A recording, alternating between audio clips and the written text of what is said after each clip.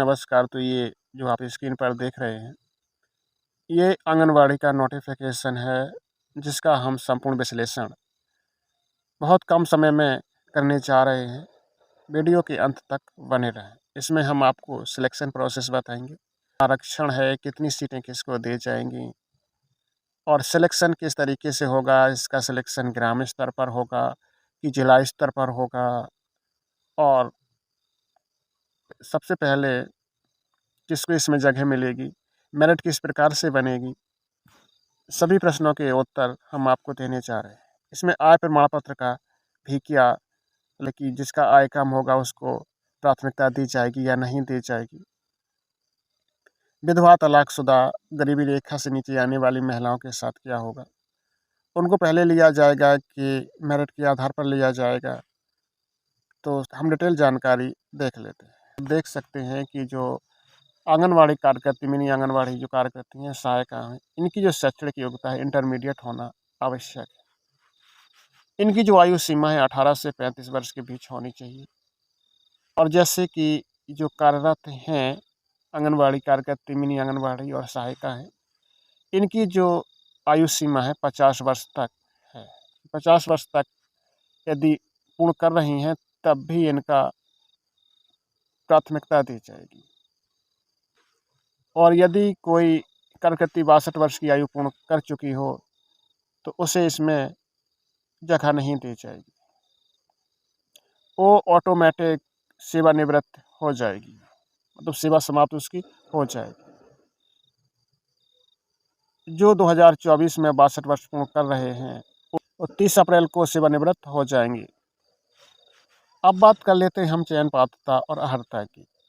इसमें जो 50% जो पद हैं वो आंगनवाड़ी कार्यकर्तियों के लिए और सहायिकाओं के लिए सुरक्षित है, पहले से ही सुरक्षित, जो इस विभाग में कार्य कर रही हैं और उनके 5 वर्ष पूर्ण हो चुके हैं। 5 वर्ष में कोई भी लापरवाही नहीं बरती है और 50 वर्ष की आयु से अधिक ना हो, ऐसी कार्यकर्तियों को प्राथमिकता दी जाएगी। मेरिट कैसे तैयार होगी वो हम बिंदु नंबर 7 में देख लेते हैं। यदि इस योजना के स्तर पर 50% कोटा पूर्ण नहीं हो पाता है तो कुल रिक्तियों के सापेक्ष जो 50% कोटा है वो मिनी कार्यकर्तियों के और सहायिकाओं को सबसे पहले मौका मिलेगा। उसमें जो 50% सीटें हैं सबसे पहले इन्हीं के द्वारा भरी जाएंगी और इनकी सबसे पहले मेरिट बनेगी। फिर इसके बाद जो शेष 50% सीटें बचेंगी, इसके बाद जो रिक्त सीटें बचेंगी, इसके बाद उनका सिलेक्शन प्रोसेस जारी होगा। सबसे पहले जो सिलेक्शन प्रोसेस जारी किनका होगा, जो इसी क्षेत्र में कार्यरत महिलाएं हैं, आंगनवाड़ी सहायिका और मिनी आंगनवाड़ी वाली।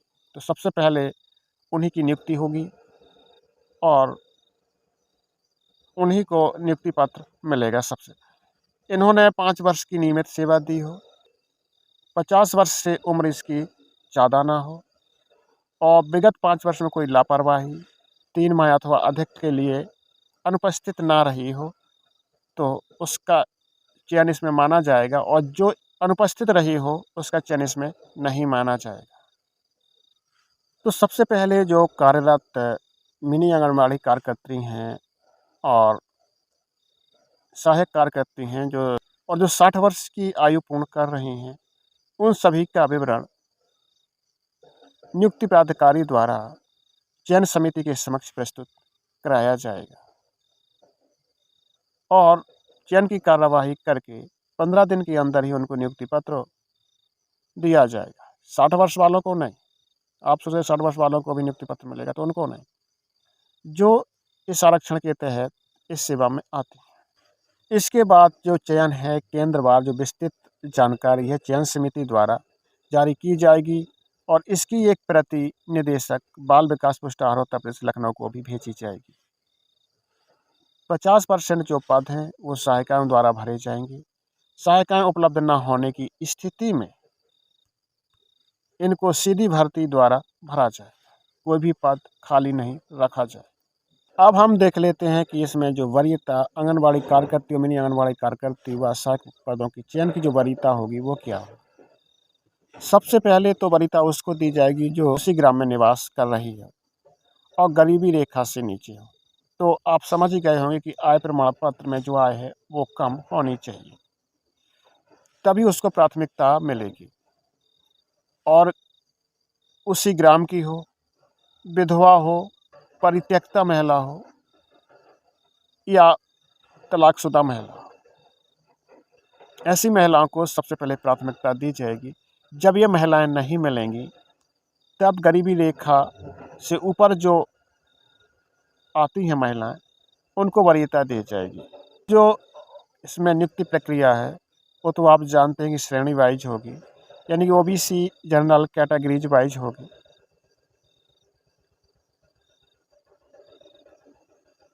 यदि किसी विधवा ग्राम पंचायत अधिकारी नगर निकाय का जो मृत्यु प्रमाण पत्र है विधवा का, वो उसकी आपको एक कॉपी मान्य होगी।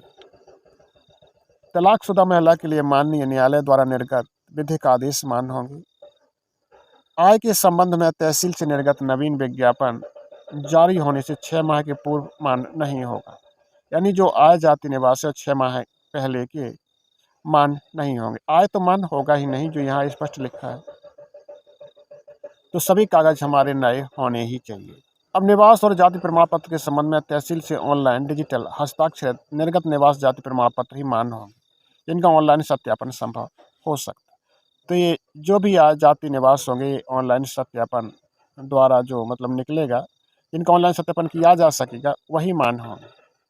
जो आवेदन हैं वो वेबसाइट विभागीय वेबसाइट पर फॉर्मेट पर सावधानी से पूर्वक भरे जाएंगे, इसमें कोई गलती ना हो। और इस पर जो कागज अपलोड किए जाएंगे वो साफ एवं स्वच्छ हो, कोई भी कूट रचित ना हो और प्राप्तांक पूर्णांकों का सही तरीके से उल्लेख हो। यदि कोई कूट रचित पाया गया तो उसको निरस्त कर दिया जाएगा। अब कौन इसका सिलेक्शन करेगा, उस समिति कैसी होगी? तो जिलाधिकारी द्वारा नामित मुख्य विकास अधिकारी, अपर जिलाधिकारी स्तर का वरिष्ठ प्रशासनिक अधिकारी वो होगा अध्यक्ष उसका। दूसरा होगा जो वो सचिव होगा, जो जिला कार्यक्रम अधिकारी होगा। तीसरा जो सदस्य जिलाधिकारी द्वारा नामित होगा, जो अनुसूचित जनजाति और अनुसूचित जाति स्तरीय अधिकारी का एक सदस्य होगा। पिछड़ा वर्ग जिला स्तरीय अधिकारी का एक सदस्य होगा। 5वां है कि जो नामित जनपद पर तैनात समूह का एवं खाक महिला अधिकारी एक सदस्य होगी। संबंधित परियोजना में बाल विकास परियोजना अधिकारी के सदस्य प्रस्तुत करता होगा। इसमें 4 होना जरूरी है, 6 यदि उपलब्ध नहीं हो पाए तो 4 का होना जरूरी। तो इसका कोरम कैसे बनेगा? तो कोरम में जो समिति में बैठक में किन्हीं 4 सदस्यों की उपस्थिति अनिवार्य होगी। 4 सदस्यों का कोरम बनेगा, जिसमें अध्यक्ष व जिला कार्यक्रम अधिकारी अनिवार्य रूप से स्थित रहेगी, किंतु उनमें अनुसूचित जनजाति एवं पिछड़ा वर्ग के जो अधिकारी हैं उनको तो बैठना बिल्कुल जरूरी होगा।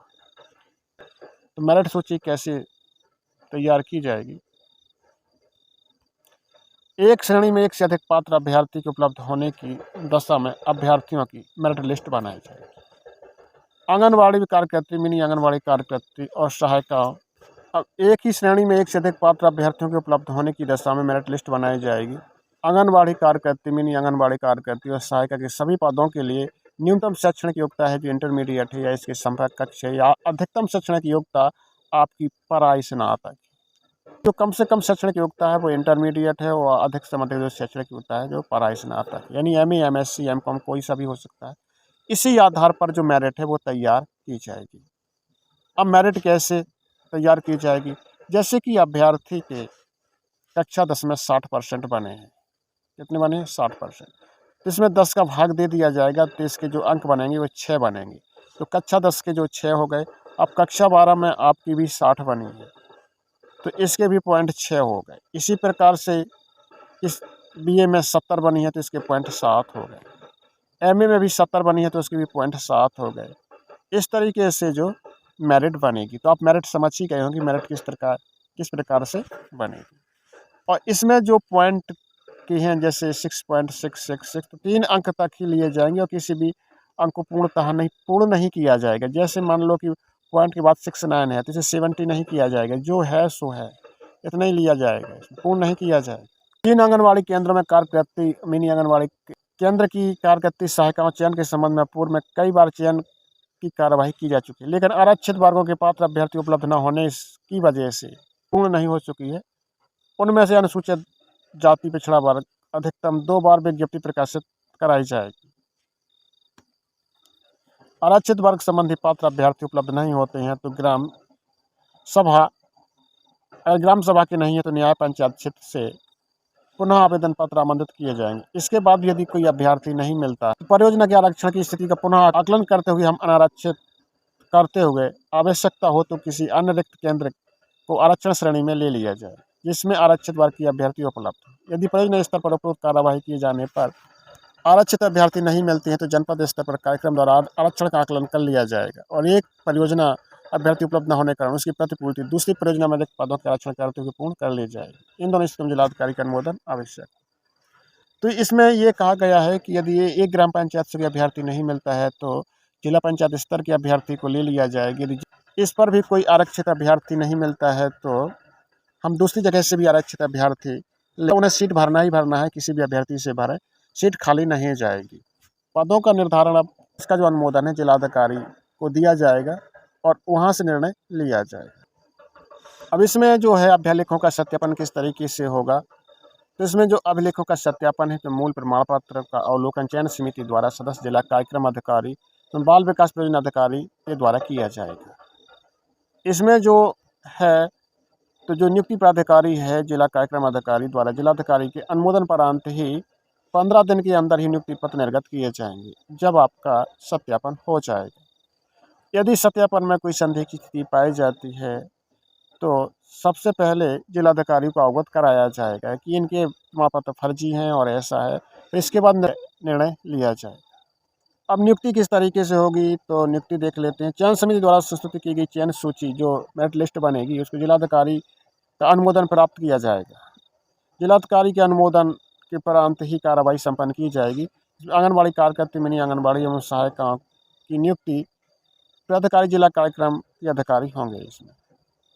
इसकी तैनाती स्वीकृत केंद्र के मूल स्थान का भी उल्लेख अनिवार्य होगा और ग्राम सभा वार्ड कई केंद्र सचित हैं तो प्रथम द्वितीय तृतीय वरीयता क्रम में रखा जाएगा।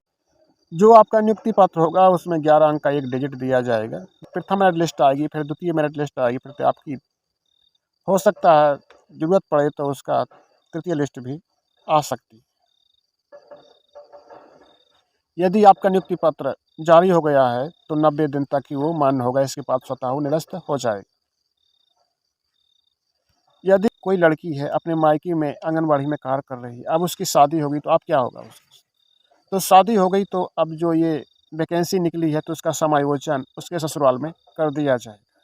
अब सेवा कैसे समाप्त होती, यदि कोई आंगनबाड़ी कार्यकर्ती हो, मिनी आंगनबाड़ी जो कार्य करती है या सहायिका है, ग्राम सभा सदस्य हो या ग्राम प्रधान, क्षेत्र पंचायत सदस्य, क्षेत्र पंचायत अध्यक्ष, ब्लॉक प्रमुख, जिला पंचायत अध्यक्ष, नगर पालिका सदस्य, सभासद, पार्षद तथा महापौर पर निर्वाचित हो जाती है तो उसकी मनोदय पर आधारित संविदा सेवा निर्वाचित घोषित होने के बाद शपथ लेने की तिथि को स्वतः समाप्त माना जाएगा। यदि कोई आंगनबाड़ी कार्यकर्ती मिनी आंगनबाड़ी कार्यकर्ती एवं सहायिका चयन के बाद अपना गांव छोड़ देती है तो उसकी भी या दूसरे गांव में निवास करने लगती है या शादी होने की स्थिति में दूसरी जगह रहने लगती है तो परिस्थिति में क्षेत्रीय मुख्य सेवा बाल विकास अधिकारी की आख्या प्राप्त करके उसकी जो सेवा है तत्काल समाप्त कर दी जाएगी। यदि कोई आंगनबाड़ी कार्यकर्ती अपना दायित्व ठीक से निर्वहन नहीं कर पाती है और अनुपस्थित रहती है, पोषाहार वितरण ठीक से नहीं करती है तो उसे नोटिस देकर जिलाधिकारी पर सुनवाई का अवसर प्रदान करते हुए उसकी सेवा समाप्त